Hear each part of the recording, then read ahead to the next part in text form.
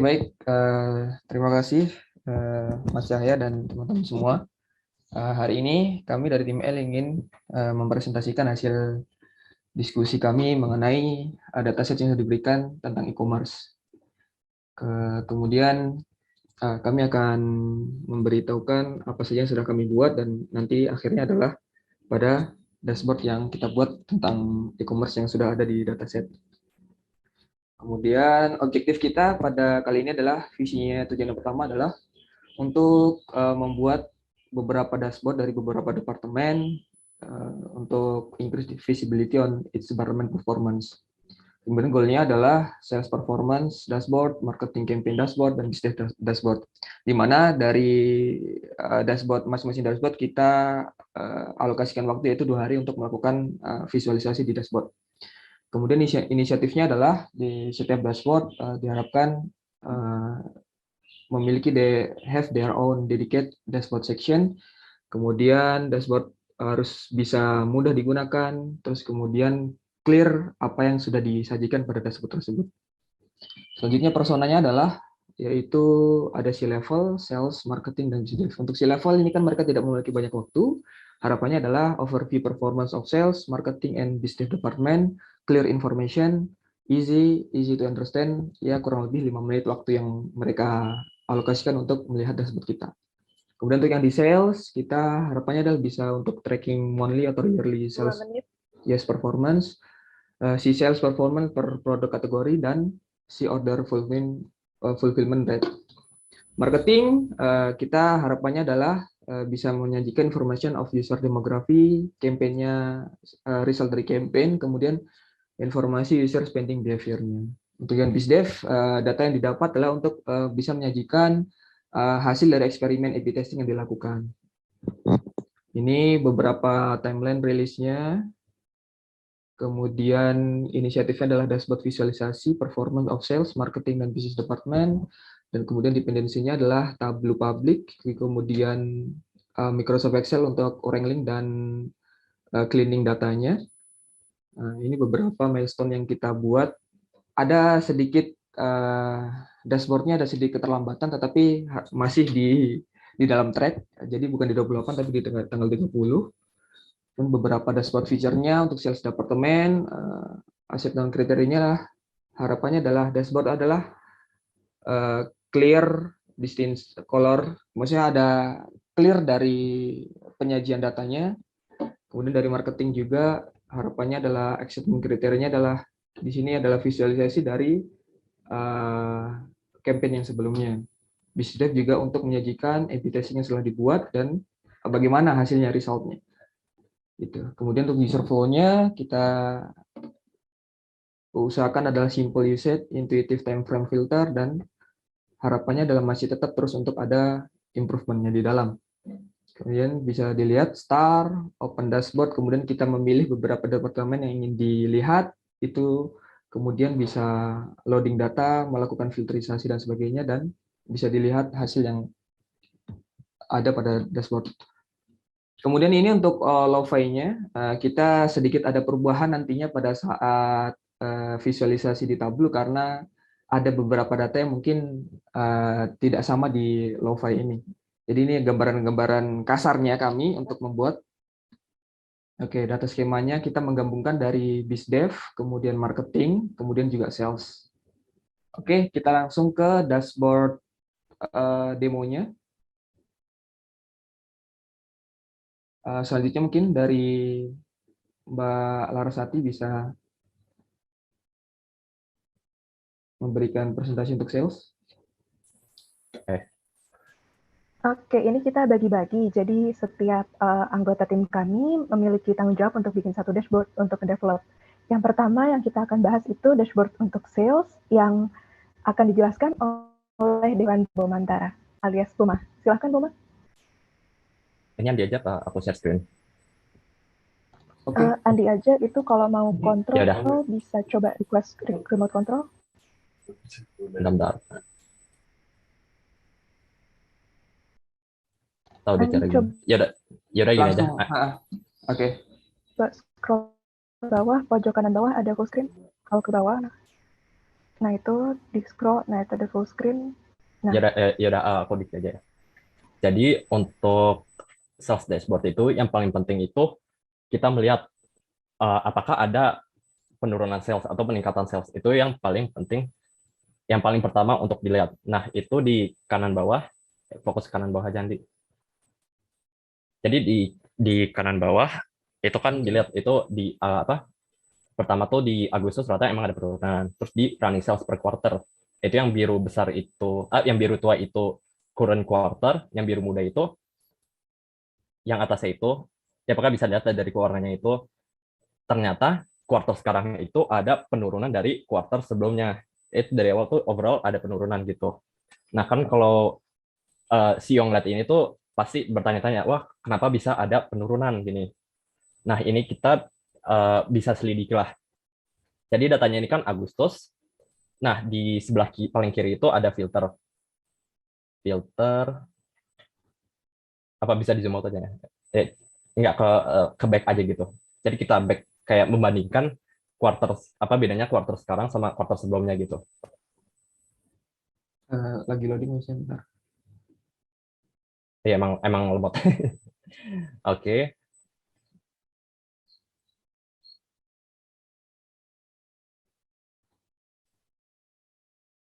Juli. Jadi pertama mungkin bisa dilihat dari kanan atas. Apa Andi bisa zoom out aja? Bisa lebih zoom out nggak? Nggak bisa sih. Andi coba ini diklik dulu di bagian sebelah kiri putih. Nah ya Background-nya tadi itu udah. control zoom out. Oke, Udah oke. stay di sini. Ya udah. Ini kan lagi Juli. Kita bisa lihat kayak LED logistiknya itu 9%, LED delivery-nya itu 4%. Mungkin bisa di back jadi ke Juni, yaitu quarter sebelumnya. Juni ya. Oh ternyata ada penurunan, ternyata LED delivery-nya itu lebih bagus yang untuk Juni. Mungkin bisa dicek lagi untuk apa Mei.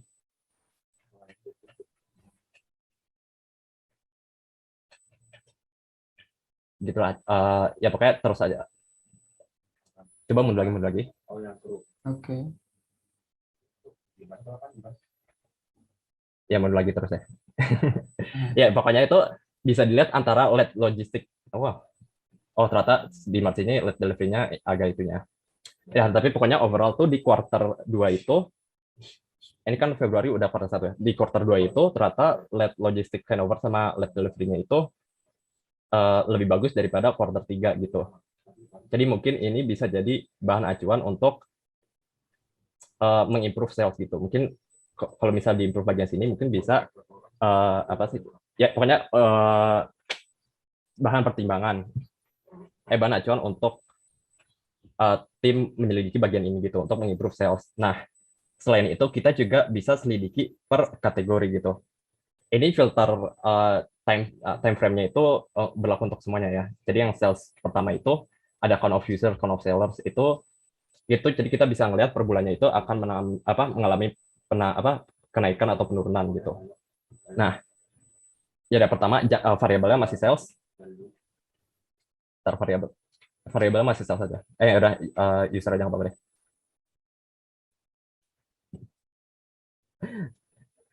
Itu running sales per quarter di itu deh di filter ya. 3 menit. Filter running sales per quarter di off.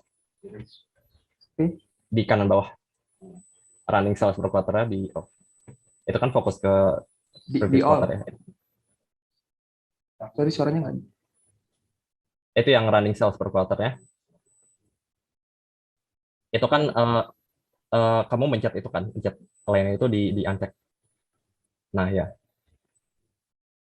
Lagi loading, sorry. Nah kita tuh bisa explore per kategori juga. Misalnya mencet health and beauty gitu, health and beauty di top 10 kategori health and beauty.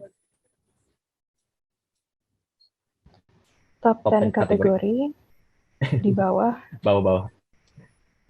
Bawahnya peta. Andi, bawahnya peta top 10 kategori paling atas health and beauty, itu bisa Health and diklik beauty, ya. angkanya. Iya itu Sorry, bawah. Suaranya putus Emang lag ya? Lag nih. Di health and beauty.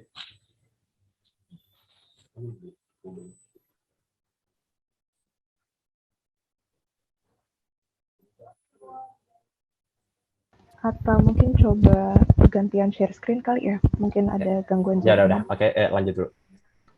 Nah, ternyata kita bisa lihat di running sales per quarter itu lebih bagus dari kuartal sebelumnya. Berarti kita bisa melihat ada kayak kenaikan interest gitu. Mungkin bayar tentang health and beauty ini. Nah, coba mencet satu apa gitu, satu kategori lain. Oke, for leisure gitu. Jadi kayak bisa diselidiki satu-satu produk apa yang kira-kira mengalami kenaikan sales gitu. Nah, coba variabelnya kita gini, variabel di user, variabel di user.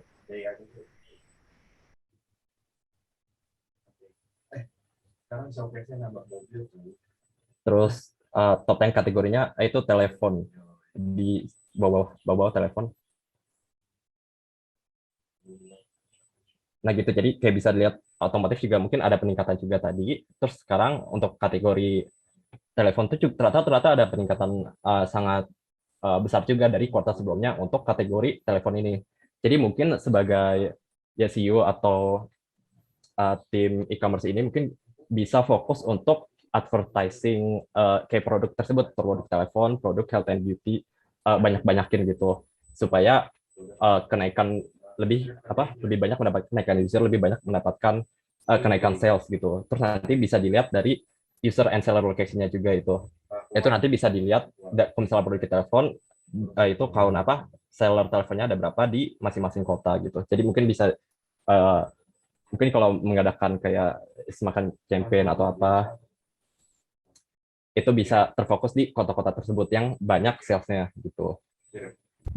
Dan ini ada kayak beberapa fitur-fitur lain, misalnya variabelnya itu user. Dashboard untuk sales itu yang pertama menampilkan sales performance overview, kemudian ada shipment status overview, ada geomap-nya, mungkin nanti teman-teman bisa klik lagi yang lain. Kita bisa lanjut ke bagian marketing. Oke. Kita sekarang masuk ke bagian marketing.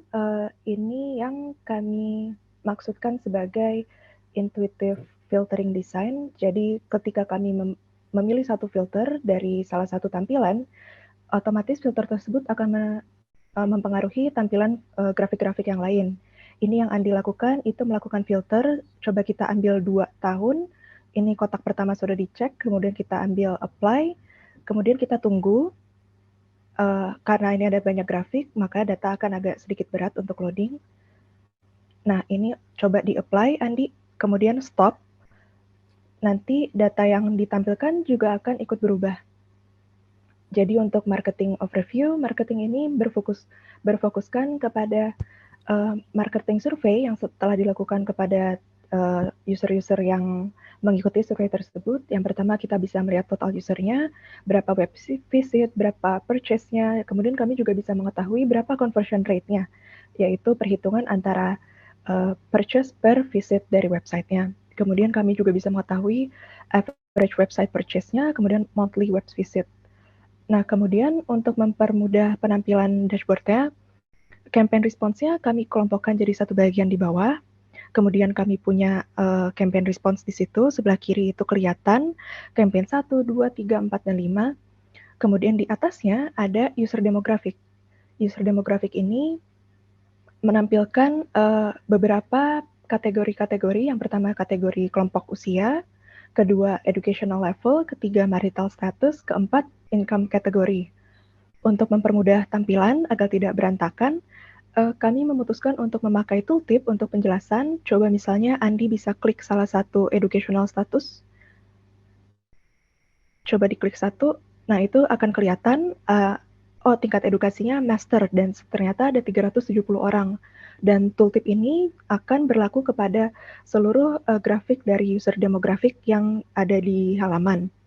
Jadi teman-teman marketing bisa lebih fokus melihat halamannya, mendapat garis overview secara luas, dan juga bisa melihat lebih fokus overview-nya.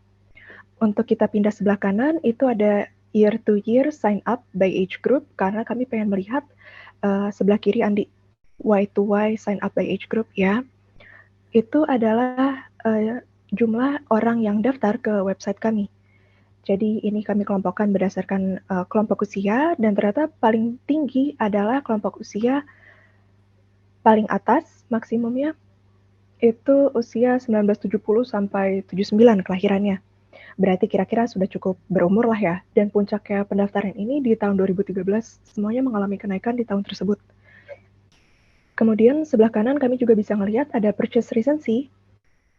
Jadi ada berapa orang yang baru saja melakukan transaksi, kemudian yang aktif dalam 7 hari ke belakang, 14 dan juga 30 hari ke belakang, dan juga ada overall average spending per kategori. Bentuknya donat. Ada donat chart di bawah. Kategori pertama itu untuk kelompok ikan, kedua untuk kelompok sayur-sayuran dan buah-buahan mungkin ya maksudnya. Terus ada kelompok daging-dagingan, dan keempat ada wine. Dan yang menarik dari sini, kami menampilkan misalnya dari fokus wine donat, coba kita pilih wine donatnya. Kita klik salah satu warna yang ada di luar, dan itu mengelompokkan, tooltipnya akan menginformasikan kelompok kategori spending-nya, dan juga ada berapa user dalam kelompok kategori spending tersebut, dan juga rata-rata pengeluaran dalam kategori wine tersebut. Kali ini coba kita pilih age filter di sebelah kiri di bagian navigation. Coba kita pilih age filternya, kita klik 2 kotak saja. Kemudian kita klik apply. Filter ini akan mengubah semuanya kecuali dari donat tersebut. Karena kami ingin mempermudah teman-teman marketing untuk melihat kategori spending-nya dan dibandingkan usia tertentu yang barusan filter kita pilih, yang grafiknya muncul di bawah dalam bentuk bar chart dengan overall semua user berdasarkan income kategori yang mereka miliki. Kurang lebih kayak gitu. Mungkin untuk selanjutnya di Departemen Marketing, teman-teman bisa masuk aja ke dashboard-nya, kemudian coba-coba lagi. Selanjutnya kita bisa lanjut ke Business Development. Ya, baik. Selanjutnya adalah tentang di dashboard Business Development, di mana dashboard ini menunjukkan bahwa menunjukkan hasil eksperimen yang telah dilakukan pada old page dan new page yang pada Business Department yang mereka buat. Jadi kita langsung menunjukkan bahwa total groupingnya ada sekian, ada kurang lebih 294, terus kemudian kita menunjukkan bahwa daily visitnya di berapa sih, ada berapa, kemudian selanjutnya yaitu untuk yang visit treatment group yang ada berapa, control group ada berapa, terus kemudian conversion rate-nya kita lihat ada di angka berapa untuk jadi control group, kemudian yang di bagian treatment group ada berapa. Terus kemudian kita melakukan kumulatif untuk p-value sama power. Kita lihat bahwa untuk yang p-value yang tertinggi itu ada di angka 0,92, terus kemudian yang terendah itu ada di 0,33. Terus kemudian di mana hasilnya adalah kita langsung kumulatif di akhirnya, yaitu p-value yang total dari keseluruhan ini adalah 0,189, di mana 0,189 ini adalah di atas dari nilai signifikansi yang ditentukan yaitu 0,05. Maka walaupun conversion rate-nya ada perbedaan, tetapi untuk hipotesis Hanolnya tidak ada perbedaan yang signifikan. Jadi yang diterima adalah hipotesis Hanol. Jadi keputusannya adalah kita tetap menggunakan old landing page dan memaksimalkan yang ada. Mungkin sekian penjelasan dari kelompok kami, kelompok L. Jika mungkin ada pertanyaan dari teman-teman yang lain bisa ditanyakan. Sekian dari kami. Terima kasih. Assalamualaikum warahmatullahi wabarakatuh dan selamat sore. Oke, terima kasih buat kelompok L. Aplaus dulu. Wah, dashboard-nya ini ya, sangat menarik dan konsisten yang di sini. Oke, mungkin kita cuma bisa buka satu sesi pertanyaan nih. Silakan buat teman-teman yang punya pertanyaan untuk kelompok L, bisa langsung open mic dan langsung ajukan aja pertanyaan. Boleh? Saya, Mas. Oh, oke. Silakan Mbak Sofi. Anda atau saya? Oh, yaudah. Mbak Sofi aja, ladies first. Oke. Mas Boma, aku mau tanya di sales departemen ini, yang bagian shipment status overview, itu kan ada on time delivery, ada late logistic and offer, late delivery. Yang bagian late logistic and offer itu menghitungnya kayak gimana? Jadi, Itu maksudnya apa? bentar. Aku cek lagi. Bentar ya. Oke, terima kasih Kak Sofi. Ini aku bantu jawab Boma sambil Boma nyiapin pertanyaannya. Aku definisiin dulu ya. Untuk pertama, late logistic handover artinya paket sudah kami siapkan, parcelnya itu udah ready, cuma dia belum di pick up sama kurir. Jadi kita ngasihnya telat begitu. Makanya mungkin saat telat diterima oleh kurir, belum tentu telat diterima oleh penerimanya. Karena bisa aja kurirnya itu ternyata posisinya deket nih sama rumahnya dia. Jadi meskipun dia telat dikasih ke kurir, nganterinnya cepet. Jadi bisa aja angkanya berbeda sama late delivery-nya. Kalau Untuk late, yang kedua, iya udah. Kalau late delivery kan itu dilihatnya dari yang estimasi itu ya, estimasi delivery, tapi ternyata dia tidak di tanggal tersebut, jadi itu disebut late delivery. Kalau late logistik itu stagingnya di apa ya? Kalau di kolom sales itu bagian apa ya di kolom sales di datanya? Ini kami bikin perhitungan Jadi sendiri. ini Jadi deh, itu adalah perhitungan Oke. antara shipment limit date dan juga dibagi ya total carrier count dari carrier en arrival. route-nya kapan. Iya. Jadi itu perhitungannya menghitung variabel date Oke. time-nya. Pertama barang diterima orderannya, apabila lebih daripada limit date-nya berarti masih bisa dikirim. Habis itu hasilnya dibagi sama total count dari en route delivery time dan juga apakah angkanya itu lebih besar daripada limit time-nya. Jadi masih punya waktu nggak sih? Kalau kita intinya, kalau misalnya tanggal diterima dan tanggal dikirimnya melewati dari limit date time-nya akan otomatis masuk ke dalam late delivery. Oke, sip. Oke, kasih ya. Sama-sama Mbak Sofi. Oke, thank you Mas Sofi untuk pertanyaannya. Ya, mohon maaf teman-teman, kita cuma batasi satu pertanyaan ya, mengingat waktu. Tapi kalau nanti teman-teman ada yang masih penasaran dengan timnya Mbak Laras, Mas Andi, sama Mas Boma, silakan langsung di PC aja ya. Oke, again good job ya buat dashboard-nya. Aku ngelihat konsisten banget UI sama UX-nya, dan ini sampai label legend-legendnya juga lengkap gitu. Mungkin nanti di report aku masih ada beberapa hal yang penasaran nih. Tadi kan Mas Boma sempat jelasin banyak case itu silakan banget nanti Mas Boma bisa highlight itu di report gitu ya. Terus untuk yang marketing nih, aku penasaran banget kenapa sih filteringnya by age gitu. Dan by age-nya kenapa ngambil binning per 10 tahun gitu. Mungkin kalau aku lihat dari presentasi teman-teman sebelumnya, ada yang ngambil binningnya itu per apa istilahnya, so-called generation. Nah, Generation. kayak gitu. Ya, itu pertanyaan saya, makasih udah diwakilin Mas. Iya. Oke. Ya, jadi mungkin kalau nggak bisa kita bahas sekarang, nanti bisa dibahas di report ya, dari tim L ya. Oke, paling itu dari aku. Again, applause buat tim L. Oke, thank you tim L. Ya.